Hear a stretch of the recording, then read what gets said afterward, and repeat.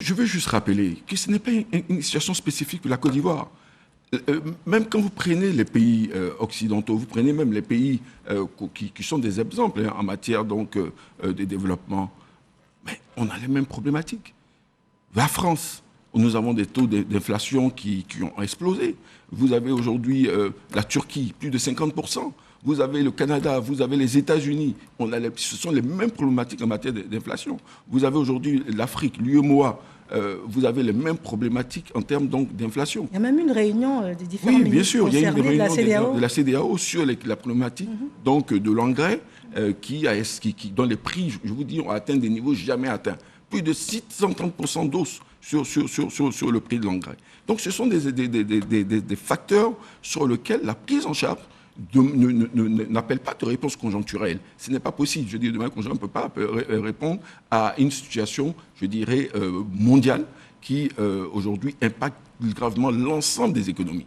L'ensemble. Aucune économie n'est épargnée. Donc, effectivement, je veux dire, lorsque on arrive à des niveaux d'inflation que j'ai rappelé de 50%, de 14% tout près de nous au Ghana, et que la Côte d'Ivoire, en termes d'inflation, on est autour de 4%, je veux dire, on ne peut pas dire qu'on est les meilleurs élèves. On sait pertinemment que ça a un impact dans le panier de la ménagère, mais, je veux dire, raisonnablement, il faut travailler à ce que le consommateur ivoirien, le ressente le moins possible, je dirais, les effets de cette crise mondiale. Et je crois que c'est pour ça que le gouvernement, depuis le mois de juillet 2021, et je parle même bien avant, toutes les mesures qui ont été prises dans le cadre de la lutte contre la vie chère, ont permis donc d'adresser cette question importante. Je rappelle qu'au mois de juillet 2021, en sa séance du Conseil des ministres, le gouvernement a pris non seulement des mesures immédiates en matière de lutte contre la vie chère, mais également des mesures structurelles. Et en mesure immédiate,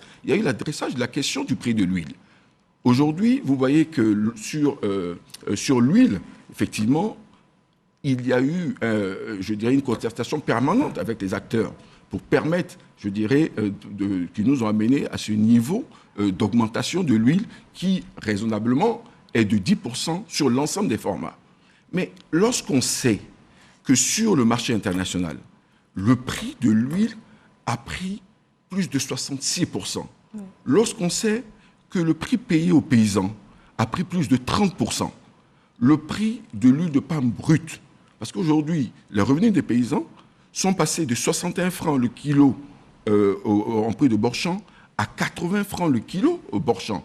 Mais en réalité, on devait être même à plus de 100 francs le prix au kilo Borchamp. C'est parce que les paysans, dans le cadre de concertation que l'État a engagé avec les acteurs de la filière huile, ont pris leur part de sacrifice. Pour qu'il y ait une atténuation de l'augmentation du prix de l'huile dans le panier de la ménagère. Donc, ce sont des réalités. Le prix de l'huile brute, le CPO, est arrivé au marché international.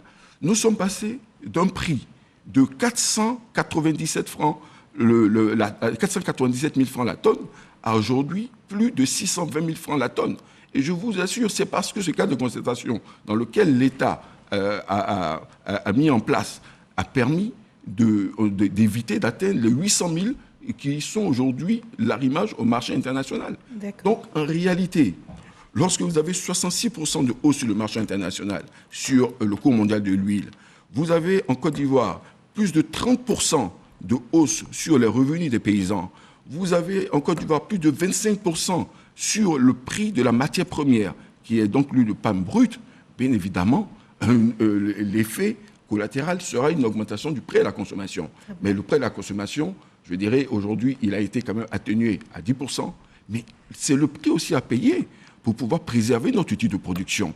Ça aussi, il est important, parce que tant que nous n'assurons pas notre souveraineté alimentaire, vous imaginez que si on n'avait pas notre industrie en matière d'huile, nous allons avoir une inflation importée à plus de 66% sur le prix de l'huile.